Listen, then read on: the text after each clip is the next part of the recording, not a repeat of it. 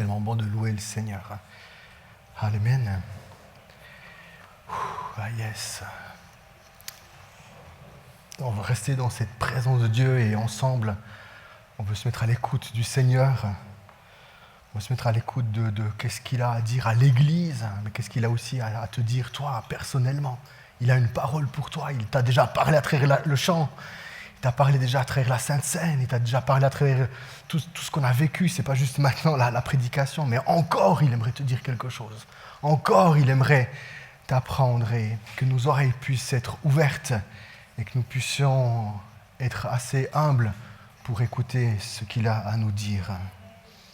Alléluia. Ce message que je vous donne ce soir, juste pour expliquer deux, trois trucs un petit peu comment je travaille et comment je fonctionne, c'est dans le sens que quand je vais sur l'extérieur, quand je reçois des invitations dans les églises et puis que je vais prêcher, je prêche toujours des messages que j'ai donnés ici.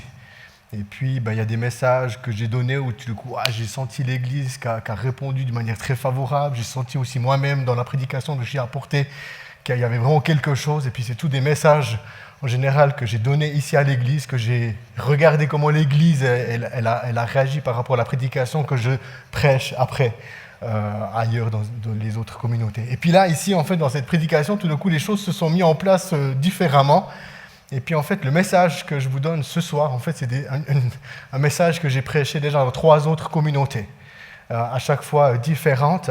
Et puis du coup, ce soir, c'est le quatrième fois en fait que je prêche ce message ici dans l'église où je suis pasteur, dans l'église où je suis à la maison en fait. Et puis, ce qui est intéressant aussi quand je prêche à l'extérieur, c'est que j'ai jamais réussi à faire un message copier-coller. Par exemple, de la manière comme je l'ai apporté ici, puis qu'après quand je vais sur l'extérieur, bien sûr le contenu reste un peu le même, mais c'est comme si l'Esprit Saint toujours il vient, puis il l'adapte à la communauté, il l'adapte aux gens à qui il écoute. Pourquoi ? Parce qu'on ne peut pas faire du copier-coller en fait. Parce que l'Esprit Saint il vient toujours nous rencontrer là où nous en sommes aujourd'hui, dans notre vie, dans notre foi, et il vient nous donner des choses. Alors ce soir, je suis vraiment excité, enthousiasme par rapport au message que je vais prêcher. Peut-être, vous avez vu dans l'email, j'avais déjà partagé le verset biblique sur lequel j'appuie ma prédication. Peut-être tu l'as déjà lu à la maison et puis tu as déjà pu travailler en fait dans ton cœur ce message. Mais j'aimerais lire avec vous Luc 11, les versets 1 à 13 et 14. Vous verrez pourquoi je dis et 14. Je lis dans la Bible Nouvelle Français Courant. Un jour, Jésus priait en un certain lieu. Un jour, Jésus priait en un certain lieu. Quand il eut fini, un de ses disciples lui demanda « Seigneur, enseigne-nous à prier, comme Jean l'a appris à ses disciples. » Jésus leur dit « Quand vous priez, dites « Père ». Que chacun reconnaisse qui tu es, que ton règne vienne. Donne-nous chaque jour le pain dont nous avons besoin. Pardonne-nous nos péchés, car nous pardonnons nous-mêmes à tous ceux qui nous ont fait du tort. Et ne nous laisse pas entrer dans l'épreuve. Jésus leur dit encore, supposons ceci, l'un d'entre vous a un ami qu'il va trouver chez lui en pleine nuit pour lui dire « Mon ami, prête-moi 3 pains. » Un de mes amis qui est en voyage vient d'arriver chez moi et je n'ai rien à lui offrir. Et supposons que l'autre lui réponde de l'intérieur de la maison, « Laisse-moi tranquille, la porte est déjà fermée à clé, mes enfants et moi, nous sommes au lit.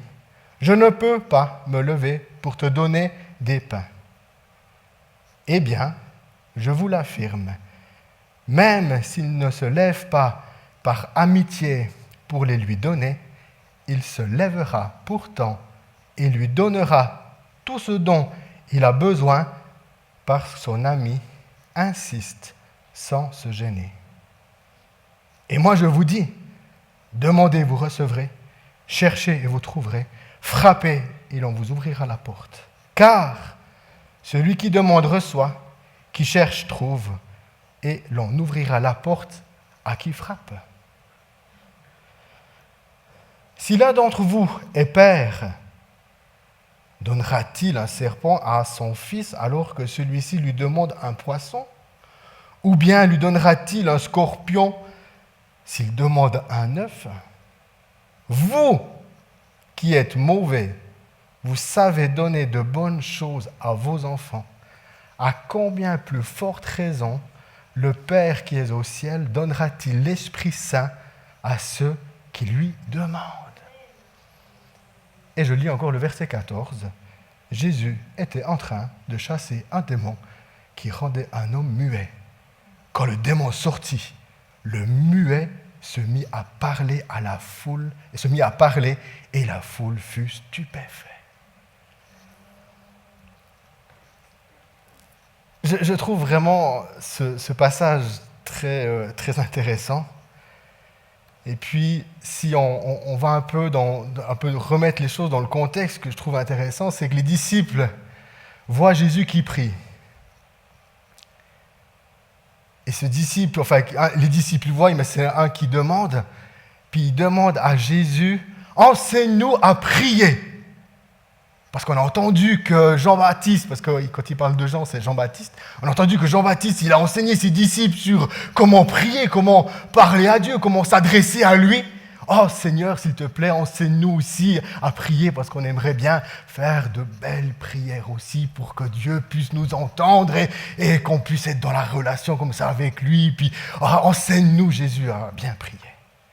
Et ce qui est intéressant, c'est que suite à la question des disciples, ce qui a retenu vraiment toute mon attention, c'est comment Jésus finit, parce qu'il les enseigne sur comment prier, on l'a lu, sur comment il finit, on va dire un petit peu l'enseignement.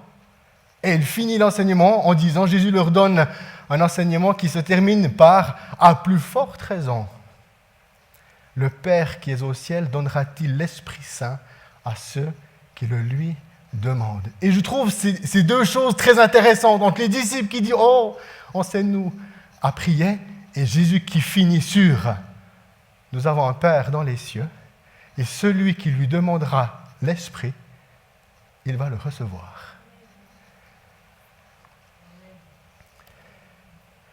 Mais ce que je trouve intéressant, parce que quand je lis le verset 14, tu as l'impression que quand les disciples ils posent la question à Jésus sur l'enseignement de la prière, et j'ai lu l'enseignement, on arrive tout d'un coup au verset 14, et puis là, si on enlève les versets bibliques, puis les chapitres, puis les trucs, puis on colle un petit peu tout ça ensemble, tu as l'impression que, en fait, tout en enseignant les disciples, Jésus était en train de chasser un démon.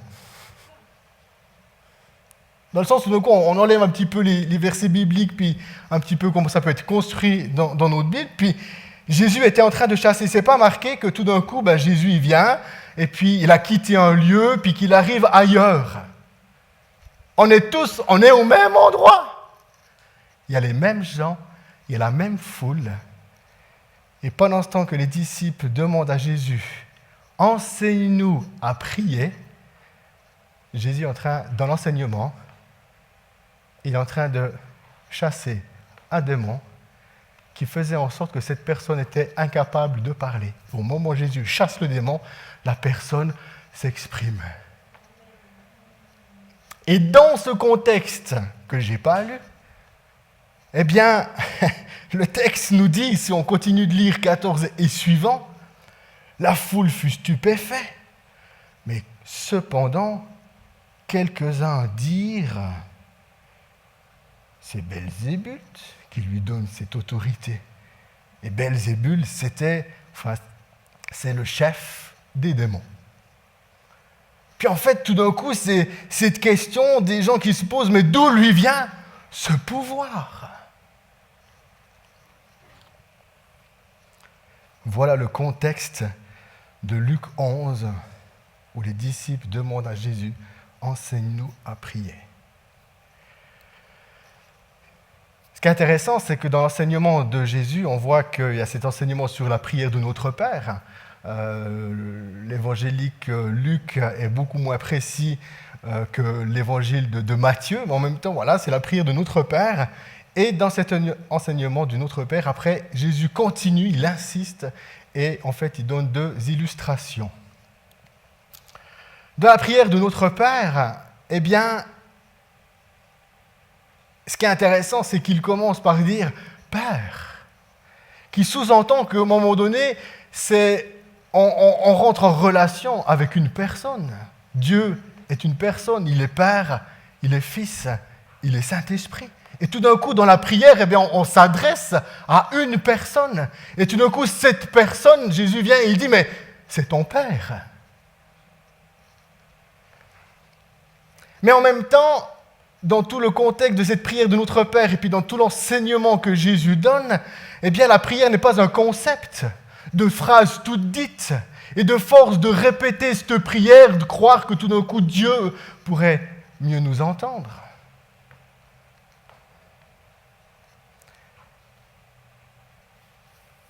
Mais la prière, c'est l'œuvre de l'Esprit Saint qui nous a été donnée et qui nous révèle en nous la volonté de notre Père et que nous prions par l'Esprit dans la volonté de notre Père. Et c'est dans cette dimension que nous prions. Recevoir l'Esprit, c'est recevoir la vie. Recevoir l'Esprit, c'est être en relation avec Dieu. En même temps, si je reprends un petit peu le contexte de Matthieu, dans l'évangile de Matthieu, tout d'un coup, Jésus il dit « Ok, mais quand vous priez, vous ne serez pas comme les hypocrites. Ils aiment prier debout dans les synagogues ou au coin des rues pour que tout le monde les voie. » Et à un moment donné, tout d'un coup, la prière, et Jésus nous met aussi en garde contre cette forme un peu d'hypocrisie où tout d'un coup, il nous montre une forme de spiritualité, de « Oh, on est super chrétien. Oh, mais t'as vu la prière pieuse de ce frère? Oh là là !» Et indirectement, là-dedans, je crois que, eh bien, nous devons faire attention par rapport à ça.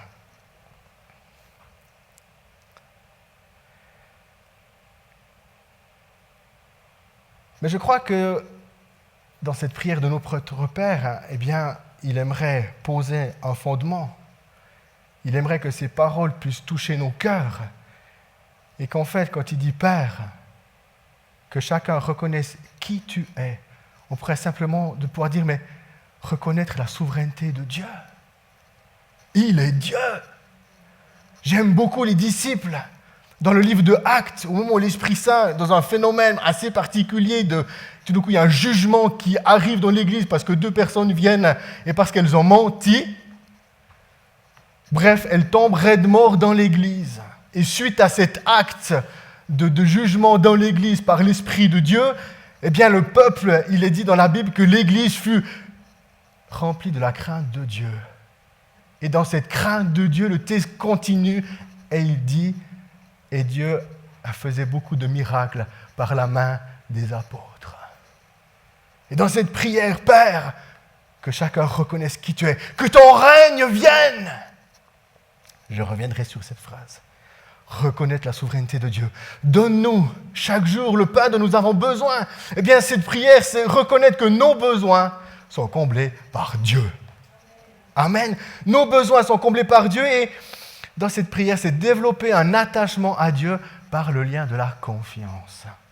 Et quand je parle de besoins, je parle de tous les besoins physiques, émotionnels, mais spirituels. Dieu comble tous mes besoins. Je crois que c'est important de pouvoir comprendre que quand on s'adresse, Seigneur, donne-nous chaque jour le pain dont nous avons besoin, c'est reconnaître que tous nos besoins sont comblés par lui. Le 3e paragraphe par rapport à la prière de notre Père, pardonne-nous nos péchés, car nous pardonnons nous-mêmes à tous ceux qui nous ont fait du tort. Eh bien, c'est garder constamment un cœur libre et pur, en pardonnant à ceux qui nous ont offensés. Pourquoi je garde, pourquoi je pardonne? C'est pour garder mon cœur. Quelqu'un qui m'a offensé, il faut le pardonner pour garder mon cœur pur, pour faire en sorte que rien n'empêche, je parle comme ça, d'un flux entre mon père et moi, entre ton père et toi. Pourquoi tu pardonnes? Mais c'est pour que tu puisses toujours avoir cette connexion, pour toujours sentir sa présence dans ton cœur, pour toujours sentir sa joie à l'intérieur de nous.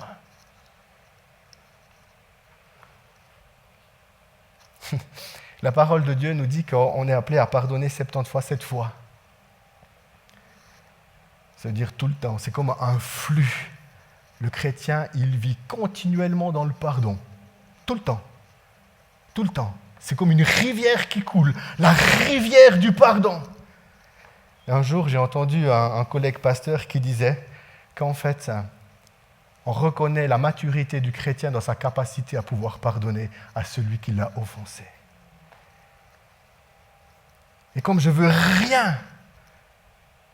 que rien ne vienne mettre la barrière entre moi et Dieu, eh bien je veux pardonner à chaque fois qu'on m'a offensé. Et le 4e point, ne nous laisse pas entrer dans l'épreuve, c'est simplement demander une protection contre l'épreuve. Amen. Et puis en fait, cette prière de notre Père, c'est comme une base, une attitude de cœur. Et dans ce fondement, eh bien, c'est dans ce fondement qu'on vient et qu'on s'adresse constamment à Dieu. Ensuite, Jésus continue dans son enseignement. Il vient par 2 illustrations. La première, c'est l'autre qui reçoit un ami dans la nuit. Cette histoire est particulière et très intéressante. À chaque fois, dans les 2 illustrations, à chaque fois, Jésus il donne une illustration et après, tac, il pose avec des paroles. Il donne une image, il pose avec une parole. Et c'est là maintenant que l'enseignement devient, à mon avis, très très intéressant. Bref, il reçoit un ami. Et le texte dit, Jésus, quand il dit, il donne ça, et supposons ceci, l'un d'entre vous a un ami qu'il va trouver chez lui en pleine nuit. En pleine nuit, 23 heures, minuit. Tu as quelqu'un qui toque à ta porte. « Hey, j'étais en voyage, je peux venir dormir chez toi? Et puis j'ai marché tellement longtemps, j'ai faim. » Ah, purée, tu sais, déjà il est minuit. Tu l'accueilles. Puis le pauvre qui l'accueille, il dit, purée, j'ai plus de pain. Il est minuit. Alors il se dit, moi je sais que tel et tel ami que je connais, il a des pains. Alors je vais aller chez lui toquer pour qu'il me donne mes pains, afin qu'avec les pains qu'il va me donner, que je puisse combler le besoin de mon ami. Alors cet ami, il vient, il frappe à la porte, et Jésus, dans son explication, il dit, « Hey, t'as vu quelle heure il est, mec ? Non, mais je vais pas me lever. Puis tout le monde dort, là, toute ma famille. Puis s'il te plaît, frappe pas trop fort à la porte, parce que j'ai les enfants qui dorment. Puis j'aimerais pas que tu les réveilles. Puis demain, j'ai une grande journée, je dois me lever tôt. Alors s'il te plaît, laisse-moi tranquille et pars. » Mais lisons bien. Lisons bien. Jésus dit, au verset 8, « Eh bien, je vous l'affirme, même s'il ne se lève pas par amitié, » je répète, ils se connaissent hyper bien les deux là, c'est des potes. Même s'il ne se lève pas par amitié pour les lui donner, il se lèvera pourtant et lui donnera tout ce dont il a besoin, parce que son ami insiste sans se gêner. Et c'est après cette illustration que Jésus vient et il dit « Demandez et vous recevrez ». Notez bien que dans vos Bibles, le mot « demander », ce n'est pas « ER », c'est « EZ ». C'est de l'impératif. Ok ? L'impératif, c'est une dimension un peu « je donne un ordre ». Amen. Demandez et vous recevrez. Cherchez et vous trouverez. Frappez et l'on vous ouvrira la porte. Car celui qui demande reçoit, Qui cherche trouve, et l'on ouvre la porte à celui qui frappe. Et tout d'un coup, ici, dans l'enseignement, Jésus vient chercher quelque chose dans les tripes de ses disciples. Parce qu'il est en train de discuter avec ses disciples, avec ses amis. Et il vient chercher quelque chose au fond de ses tripes. Il vient, j'ai envie de dire, comme casser de quelque chose de religieux. Enseigne-nous à faire de belles prières. Mais il vient chercher quelque chose au fond de nous. Et il continue. Et il donne une autre illustration. Et il fait cette référence à nous qui sommes parents. Nous qui sommes, je suis père, mais il y a aussi des mères dans la salle. Nous qui sommes parents, et Jésus insiste, puis je trouve rigolo, et il vient puis il dit, mais si l'un d'entre vous est père, donnera-t-il un serpent à son fils alors que celui-ci lui demande un poisson? Et au verset 13, il dit, vous qui êtes mauvais, vous savez donner de bonnes choses à vos enfants. Et là, il y a quelque chose de fort, et il dit, à plus forte raison, c'est là que tout le coup il vient, après son illustration, il pose une parole. Vous qui êtes mauvais, vous savez donner de bonnes choses à vos enfants. À combien plus forte raison le Père qui est au ciel donnera-t-il l'Esprit Saint à ceux qui le lui demandent?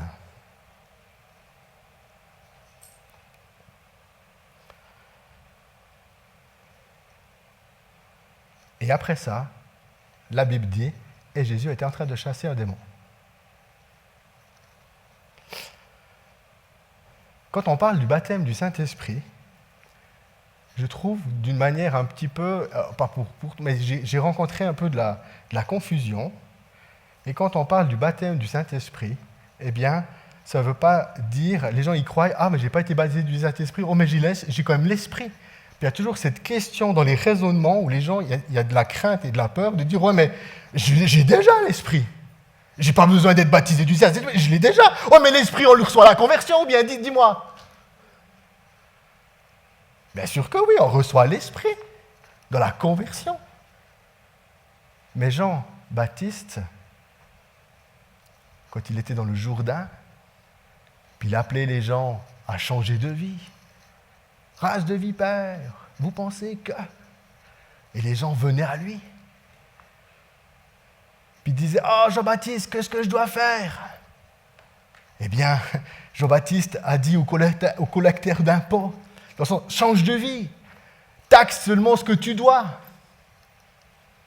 Aux soldats, il a dit, « Change de vie. » Puis les soldats, ils ont dit, « Jean-Baptiste, qu'est-ce qu'on doit faire ?»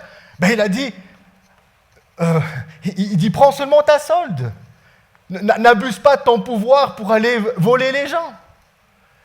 Contente-toi juste de ta solde. » Et au moment où tout d'un coup Jean-Baptiste, qu'ils appellent les gens à venir, à se faire baptiser dans l'eau, change de vie, convertis-toi.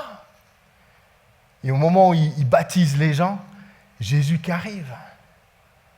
Et Jean-Baptiste dit, lui il vient, il est plus fort que moi, il est plus grand que moi, je ne suis même pas digne de lui délier les sandales de ses souliers.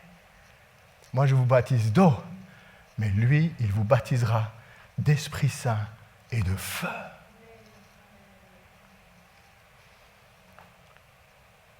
Jésus, il est avec ses disciples. Dans l'évangile de Jean, on le voit. Il a été ressuscité, mais il n'a pas encore eu l'ascension. Il était avec ses disciples, puis avant de monter à l'ascension, il appelle ses disciples. Et il dit, venez, recevez le Saint-Esprit. Il dit, venez, recevez le Saint-Esprit.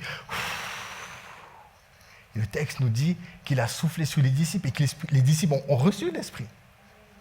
Et là-dedans, Jésus, il leur dit encore, au moment où il part à l'ascension, il dit « Hey, ne bougez pas !» Parce qu'il faut que vous soyez encore baptisés d'Esprit Saint et de feu. Et c'est seulement à ce moment-là que tu pourras être mon témoin.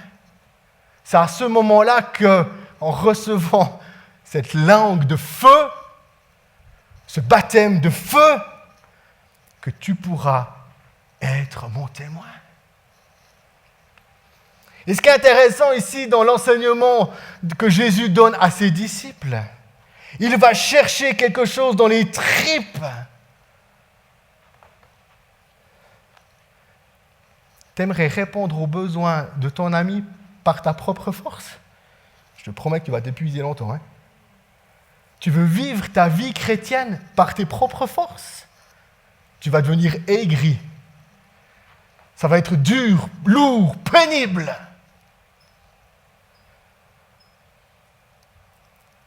Et ce que je trouve aussi intéressant, c'est que tout d'un coup, on pourrait prendre ce passage puis dire « Oui, frère, sœur, ah oui, t'as un besoin. Regarde, il dit, vas-y, à fond, prie, puis tu vas recevoir ton besoin. » Non mais, au fond, quel besoin vraiment on a besoin? Est-ce que j'ai besoin d'avoir un miracle financier dans ma vie? Est-ce que j'ai besoin d'un miracle, j'en sais rien de quoi dans ma vie? Mais si l'Église savait réellement le besoin qu'elle a besoin, c'est de recevoir la puissance de l'Esprit Saint dans nos vies. De plus marcher en tant que chrétien par nos propres forces, par notre chair, mais apprendre à connaître l'Esprit de Dieu, parce qu'il n'est pas une vapeur, il est une personne, le Saint-Esprit. Il est la Trinité, il est une personne. Et il aimerait venir nous rencontrer. Et dans ce baptême de feu, il révèle le Christ à l'intérieur de nous. Le Christ, tout d'un coup, prend forme. Tout d'un coup, on a cette connexion d'amour avec notre Père. Mais c'est dans ce feu, dans cette rencontre avec l'Esprit Saint, que tout d'un coup, la vie chrétienne prend vie.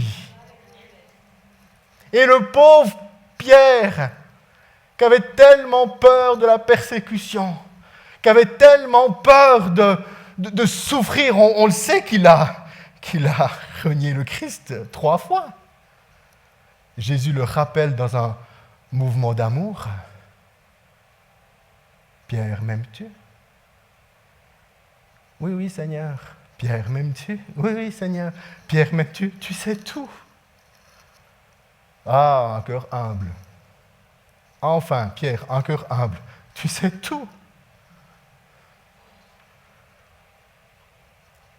Et au moment où le Saint-Esprit est descendu à Pentecôte, le Saint-Esprit est descendu comme un feu, des flammes, une langue de feu qui tombait sur les disciples.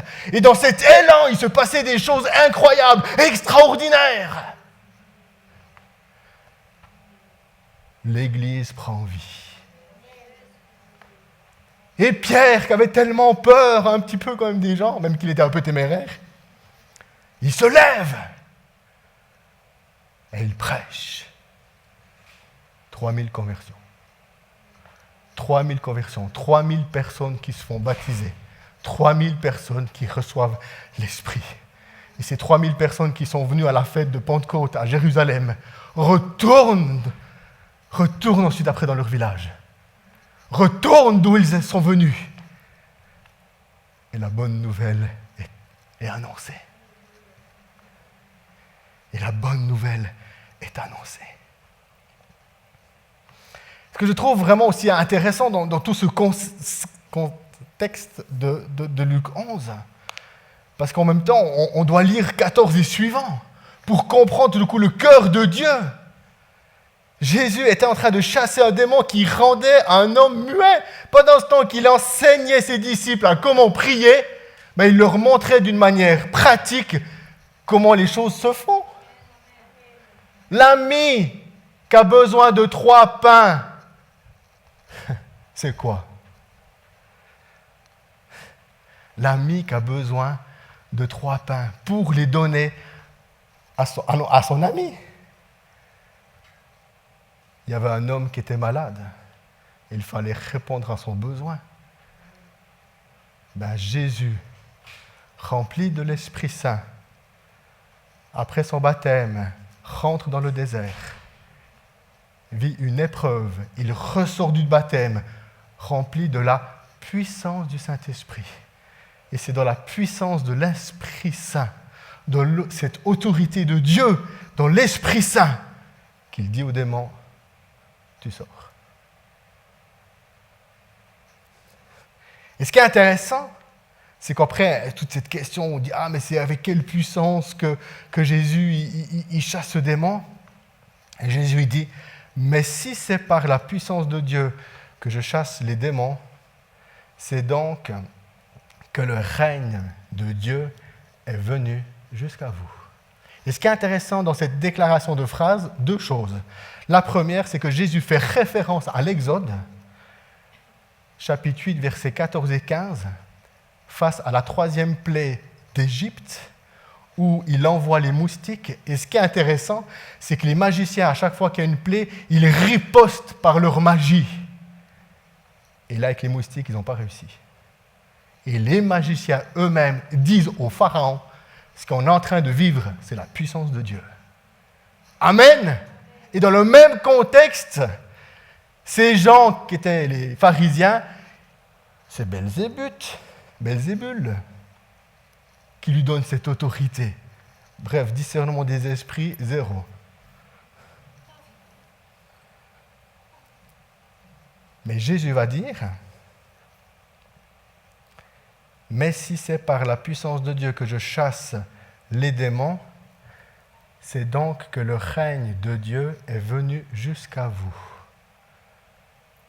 Oh Père, enseigne-nous à prier.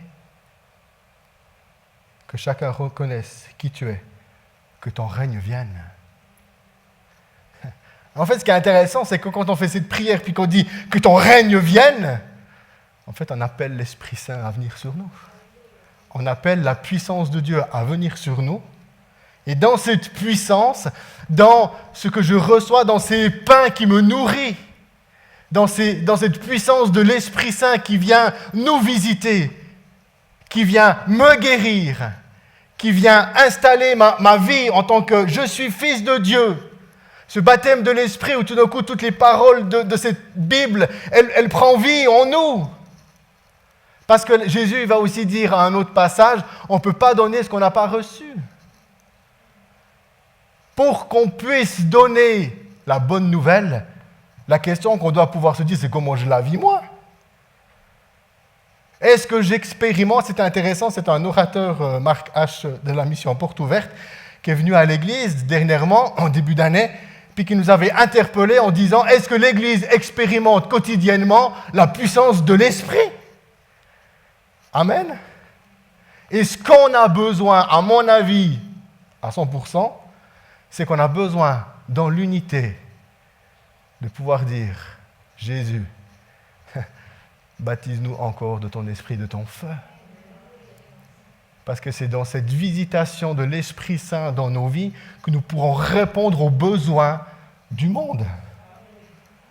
Parce que Zacharie nous dit, ce n'est pas par notre propre force, ce n'est pas par notre puissance, c'est par son esprit.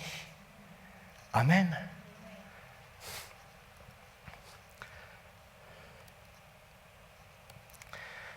Et comme j'ai dit, comment répondre à nos besoins? Jean-Baptiste, il dit, moi je vous baptise dans l'eau, changez de vie. Mais Jésus vous baptisera dans l'Esprit Saint et dans le feu. Et quand on parle de l'Esprit Saint dans le feu, je crois c'est un état de grâce. Qui est ce buisson ardent qui brûle, mais qui n'est pas consommé. Il y a quelque chose d'étonnant, il y a quelque chose qui attire le regard de Moïse et qui dit, il faut que j'aille le voir. Oh, des fois, je me dis, c'est quand même incroyable tout le mal qu'on se donne. Là, je provoque un peu. Oh, de faire tellement des beaux flyers pour que les gens y viennent. On se donne un mal fou d'une manière humaine, marketing, pour essayer de faire en sorte que les gens viennent un petit peu à nos événements et à l'église. Mais quand l'église sera à nouveau baptisée dans son esprit, dans son feu, il n'y aura plus besoin de faire des beaux flyers. Les gens seront intéressés à voir qu'est-ce qu'on vit. Qu'est-ce qu'on vit? Qu'est-ce qu'on vit?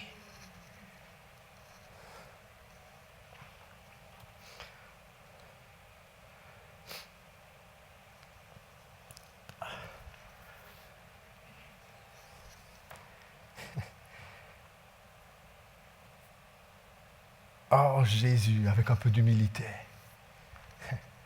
ensemble, dans l'unité, dans la prière, est-ce qu'on peut aller demander, Seigneur, baptise-moi de ton esprit et de ton feu. Dans les deux illustrations, deux choses que Jésus vient chercher. Cette dimension de « Ah, j'ai tellement besoin de ça dans ma vie !» Je vais demander jusqu'à ce que je reçois. Je vais chercher jusqu'à ce que je trouve. Je vais frapper jusqu'à ce que les portes du ciel soient ouvertes et que le feu descende dans ma vie.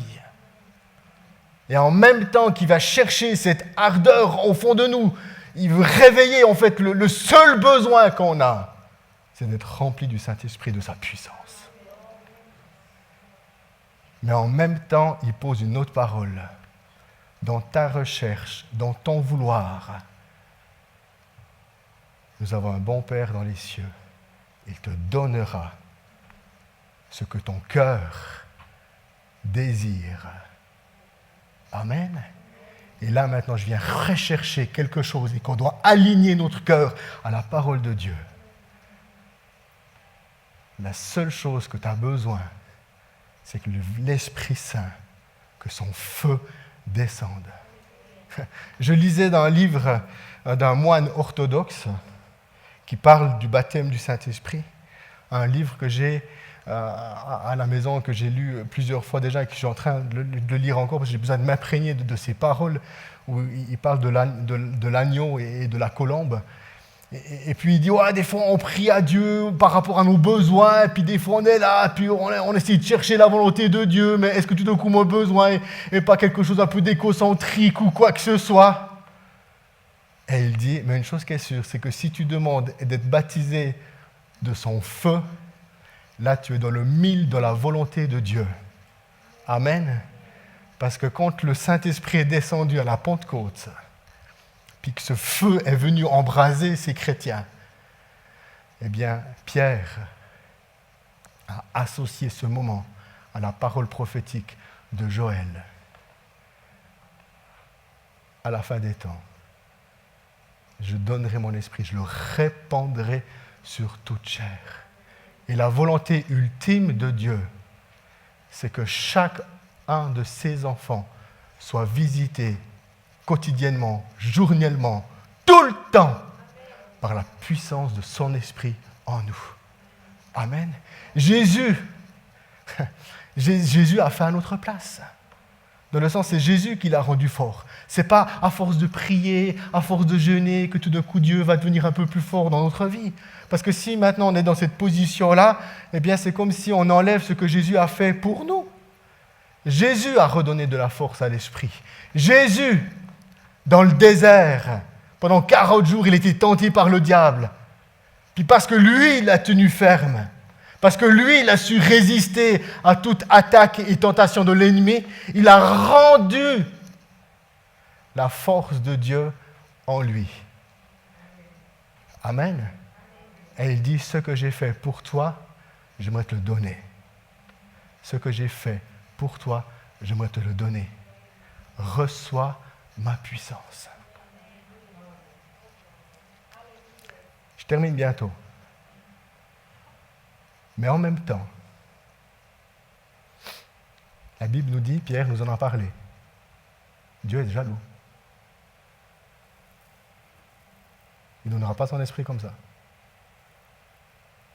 Et dans l'Exode, il est dit qu'il est un Dieu exclusif. Ça veut dire que je suis le seul Dieu dans ta vie. Amen. Amen. Il est le seul Dieu dans ta vie. Et je crois dans cette attente et dans cette recherche, il vient dans nos vies comme un petit peu... Est-ce que vraiment tu le veux? Est-ce que vraiment tu le veux? Au moment où je te le donne, t'en fais quoi? Au moment où je te donne, t'en fais quoi avec?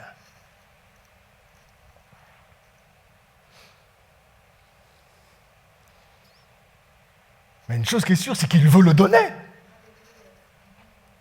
Mais il vient, mais de quelle manière tu le veux? C'est comme s'il il retire un peu. Tiens, oh, là, il retire. Parce qu'il veut venir chercher ton cœur. Il veut venir chercher ton cœur. Ce qu'il veut, c'est ton cœur. Quand tu auras tout ton cœur, quand tu monteras sur l'autel, eh bien, le feu descend. Parce que le feu, il descend toujours. Et seulement sur l'autel. Et c'est là que Paul dit dans Romains 12, 1, « Offrez vos corps comme un sacrifice vivant. » Offrez vos corps à Dieu. C'est plus moi qui vis, c'est toi qui vis. C'est plus ma volonté, mais c'est ta volonté. C'est plus ma volonté, c'est ta volonté. Amen. Amen. Et Dieu vient nous chercher. Et quand ce feu il descend, eh bien, il y a une image de nouveau avec les prophètes de Baal et puis Élie. Quelque chose qui est intéressante. Dans le sens, il veut venir chercher ton cœur, il ne vient pas chercher cette purification, parce que quand le feu va descendre sur toi, il va te purifier, ce feu. Mais il vient chercher nos cœurs. Et quand Élie, bref, je fais court, quand Élie vient, puis il met beaucoup d'eau sur l'autel, à double, ça regorgeait d'eau. C'était mouillé. Essaye d'allumer un feu avec de l'eau. Il fait une prière. Et le feu descend sur son sacrifice. Et au moment où le feu il descend, il consume tout. Il consume l'agneau. Il fait évaporer l'eau. Le feu qui descend dans ta vie, il va venir purifier ton cœur. Amen. Ce n'est pas par notre propre force qu'on arrive à vivre les choses, c'est par son esprit en nous. D'où l'importance de le laisser agir dans nos cœurs et dans nos vies. Mais une chose qui est sûre, c'est qu'il aimerait te baptiser à nouveau. Nous nous sommes fait baptiser dans l'eau une fois parce que Jésus est mort une fois. Mais sur le baptême de l'Esprit, la parole de Dieu nous dit que tous les matins, sa grâce se renouvelle. Et tout le matin, on devrait, avant de commencer sa journée, puis je vais au travail. Amen. Ce n'est pas une question de « Oh Jésus, oui, j'ai lu ma Bible. » Non, c'est « Ah Saint-Esprit, j'ai besoin de ton feu pour pouvoir répondre aux besoins des gens qui m'entourent. » Amen. Et j'aimerais amener l'Église à avoir un même cœur, une même foi, et de pouvoir faire la même prière, de dire « On a besoin de ça. » Amen. On a besoin de ce feu. Et quand le feu va brûler, il n'y aura plus besoin de se donner de la peine à faire des jolis flyers. Les gens, ils vont venir tout seuls voir. Ça va les intriguer. Amen. Ça va les intriguer. Et on verra des gens arriver au Seigneur. On verra des membres de notre famille se convertir. Vous savez, un jour, j'ai entendu un pasteur, et je ne veux pas dire son nom, mais c'est une personne très connue.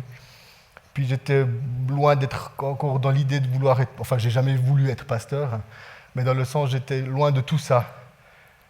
Puis un jour, il a prié. Alors, je n'étais pas encore papa ce jour-là, mais il a dit aux familles, aux parents, est-ce que vos enfants voient la puissance de Dieu dans votre vie? On aimerait que nos enfants se convertissent, on aimerait que nos membres de notre famille arrivent au Seigneur. En même temps, on a une responsabilité en tant que parents. Et quand il a dit cette parole, j'étais encore pas parent, je n'étais pas encore marié, mais c'est une parole qui m'a gardé. Et je me pose souvent cette question. Seigneur, comment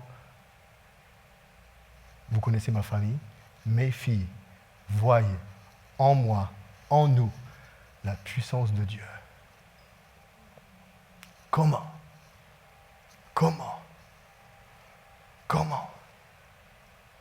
Amen. Et le seul besoin qu'on a, Seigneur, c'est que tu nous visites par ton esprit. Parce que par nos propres forces, on n'y arrivera pas. On a besoin de ton feu. On veut toucher cette région. On veut un réveil dans cette région. Le réveil doit commencer d'abord dans l'église. Puis après, quand il aura commencé dans l'église, de brûler dans l'église, le feu de Dieu viendra. tout d'un coup, les gens vont commencer de venir au Seigneur. Amen. Alléluia. Eh bien, Seigneur, nous sommes là devant toi. Et nous te disons que nous avons besoin de ton esprit.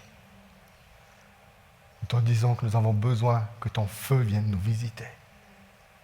Nous avons besoin de ta puissance qui nous purifie. Mais en même temps, Seigneur, on ne peut pas donner ce qu'on n'a pas reçu. On ne peut pas donner ce qu'on n'a pas reçu. Eh bien, avec humilité, nous te disons, Seigneur, qu'on a besoin encore de ton feu. Baptise ton Église de ton feu, Seigneur. Et on va le demander. On va le chercher. On va frapper à cette porte juste quand cela nous arrivera. On insistera à te demander juste quand on va le recevoir. Mais nous savons que tu es un bon Père et que tu vas nous le donner, Seigneur. Pour nos vies, pour nos familles et pour cette région. Afin que ton nom soit glorifié. Afin que ton nom, Jésus, soit glorifié. Que tous puissent reconnaître que tu es Dieu. Que tous puissent te connaître comme le Seigneur, le Dieu souverain, le Dieu créateur du ciel et de la terre. Et que nul ne va à toi que par Jésus. Seigneur, baptise ton Église.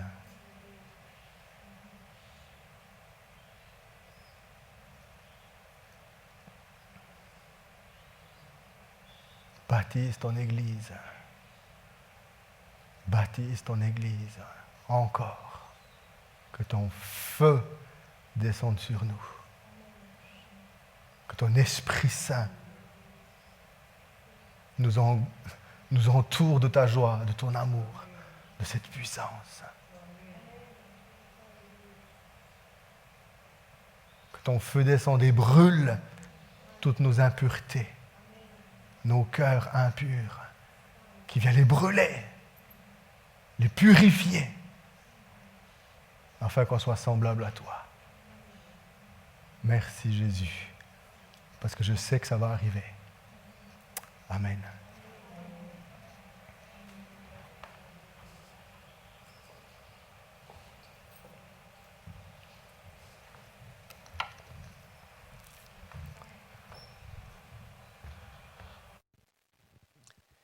Merci beaucoup, David. Merci. Pour vous rappeler, dimanche passé, il y a eu Compassion qui est venue et il y a encore des cartes là derrière.